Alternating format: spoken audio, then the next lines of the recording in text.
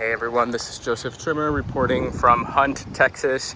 You can see this town was hit directly by the flooding of the Guadalupe River.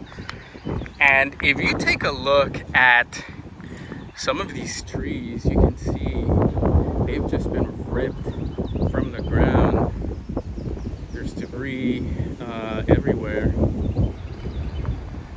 You can get a sense of how strong the current was by the scars that it left on the land and on all